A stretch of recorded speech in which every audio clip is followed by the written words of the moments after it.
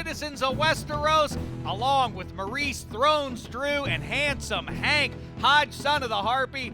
I am your old pal, Dave DameStark, and it is time for our spoiler-ridden review of the most recent episode of Game of Thrones. You all set to jump in here, fellas? Yeah, I am, but I want to change my name. To what? Henry Hound's son, like the son of the Hound. We'll talk about it later. We don't have time. We have a lot to get to, including we got to get George R.R. Martin already on this show. We have to get Maurice Jones-Drew or Maurice Thrones-Drew onto Thrones. You know, that would be a good thing. But first, let's talk about the three biggest spoilers in Sunday night's episode, starting off with Jon Snow getting together with his sister or half-sister or whatever she is to him, Sansa Stark. It's what? It's really that's his cousin. Yeah, it's like a half. They don't share cousin. blood? They do, but that's the dad. That's Ned's sister's son. Right. Is Jon Snow, which makes them actual cousins, but they're raised as brother sister. They don't know that yet. But to start the episode off like that, it's got my blood going. I started to get goosebumps because I was like, the Starks are coming back. They've been reunited. Right, because in the beginning, episode 1, that's all you talked about, how honorable the Starks are and how powerful they were and people respected them and all this.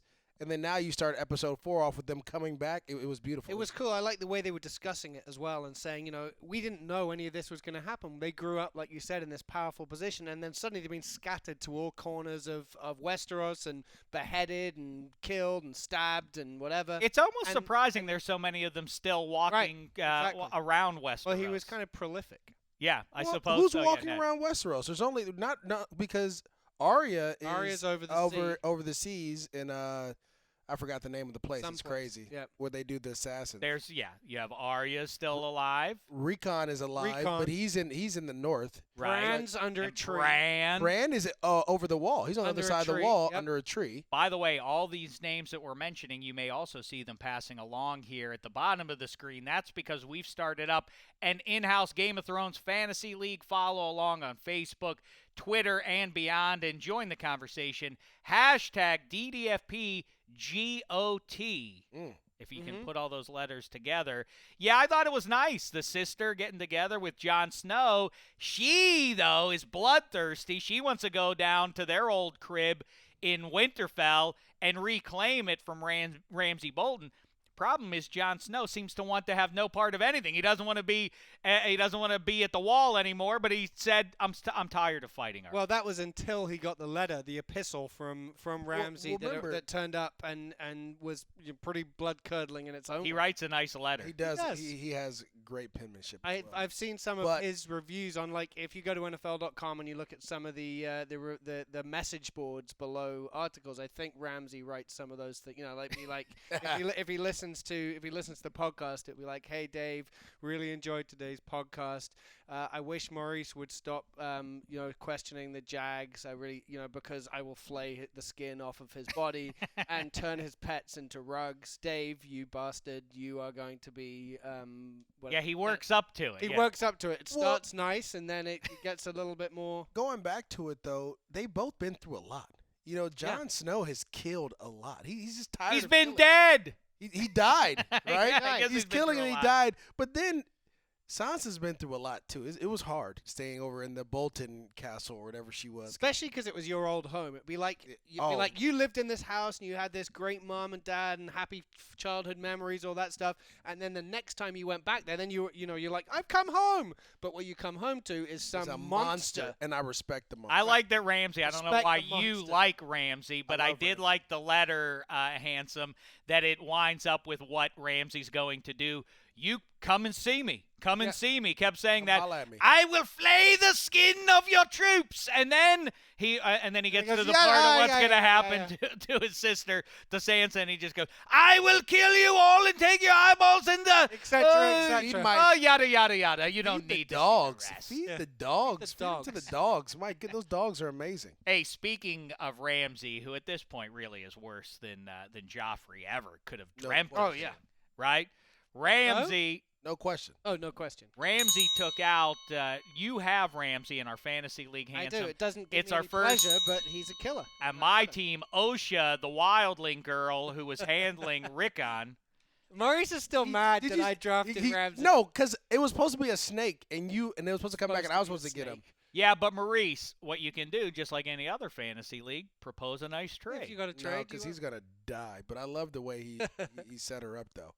See, Ramsey is. You like knew always, she was getting it. Yeah, he though, was right? always. He's always 2-3 steps ahead. Yeah. You know, even when he was when Lord Bolton and then Ramsey was just like the guy like to do all the dirty work. He was always 2-3 steps ahead. When you talk about when he turned Theon Greyjoy into Reek, remember he let him go, like let him out. And then he gives people enough rope to hang themselves with. No like question. he left that knife and he let Reek escape. Yeah. He always gives you that chance so that he then can even more justify his evil acts. Well, first of all, Ramsey, as soon as Osha, the wildling girl who he put the knife in her neck, as soon as she started to eyeball the other knife, you knew she was dead. Yeah, no you could see that one coming a mile away. I loved it. So she's now departed the earth, and also we learned the whereabouts of Theon Greyjoy's aforementioned wiener that Ramsey took from him several episodes I think ago. we saw that. Did we see? I think we saw it. Yeah, it got he shipped. opened up a box. He opened a box. And it had The his thing in dad, there. the old man, and in it was his junk. And There it was the like, wiener. I And think he threw it in connecting the that fire. with modern society, I don't know if you heard, the U.S. just successfully, a doctor just reattached a wiener, or attached I wonder if now Theon Greyjoy could have his own. I think the Red Witch could do that in a heartbeat. You would No, think so. no, She'd be he's fine done. with that. He's just like Varys now.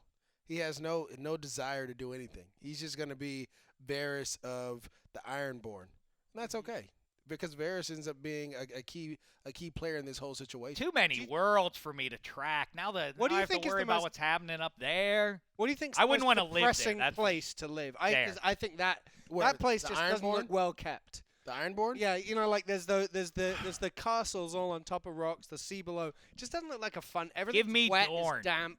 Dorne's by the sea. Dorne's nice. Well, I mean, Marine's good too. I just think when you look at Ramsey and where he's come from and how he was like his mentality, Winterfell has to be the worst place to go because you're walking on eggshells around that place. I mean, I wouldn't want to live in Winterfell. It's basically like Green Bay, but it's something cozy about it. They always have a Not nice, with Ramsey in They there. have a nice Not with warm Ramsey. fire always going. Not with Ramsey. no, in but there. can you imagine if you were walking through? You're just a peasant that lives there, and suddenly you're like, "Hey, Dave," and you're like, "Oh, it's Ramsey." Come help me feed the dogs. You'd be like, I'm busy now, Mr. Bolton. You're not gonna do anything. He said you're gonna run. Ramsey had a nice green apple, though. Good for him. And That they then- still are producing nice fresh produce. What I up there. loved about that, and I know this is gonna sound sick, but he puts it in a jugular, then he takes his time to clean the knife off. Yeah, and then carries on Then he peeling carries his apple. on peeling the apple. He has no care. He's in the a killer. world. Yeah, he's Points a for killer. Ramsey once again in killing Osha, my person who I've now replaced with one of those Dorne witches. Lastly, let's get to, speaking of witchcraft and such, Daenerys, mother of dragons, the unburned. Is that what they call her too?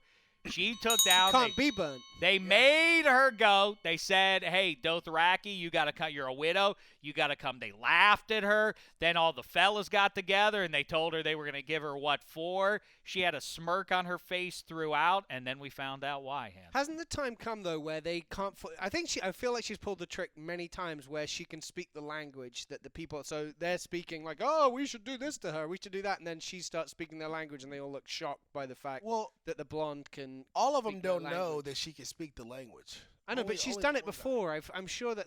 You know what? I got to tell you, I'm a man of peace, so it gives me no pleasure to see other people die. But on the other hand, if anybody deserved it, it was the mouthy leader of the Dothraki guy. What's he so full of sass with? Right. They Hey, all what, are. Khal Drogo wasn't a cool guy? He's dead. He's a laughing stock behind his. dead. Well, so what? You don't make fun of him like that. He was a cool guy, and he would have killed you if he was around. I think the dead. Dothraki, they don't really have a lot of, they don't hold the dead. You saw how they're behaving in that town when those two crept in there. There's all kinds of mayhem going. Well, I think the biggest thing about all this is, and we really haven't dove into it just yet, but Daenerys, her army of 2,000 unsullied, it wasn't really the biggest army. Now you come back with 100,000 Dothraki. imagine if she. It's 100,000. It was 100,000. So they had. Look at all those she guys. She goes across the sea. That's a She mess. goes across the sea with 100,000 Dothraki. There's like 100,000. There's 100,000 White Walkers coming, and their army's growing with every person they eat along the way. And there's 100,000 Dothraki coming from the other direction.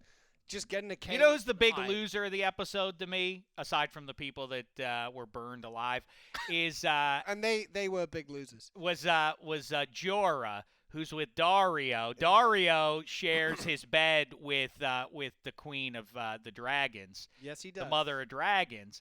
But Jorah, in the meantime, he'd like to make his love. He wants.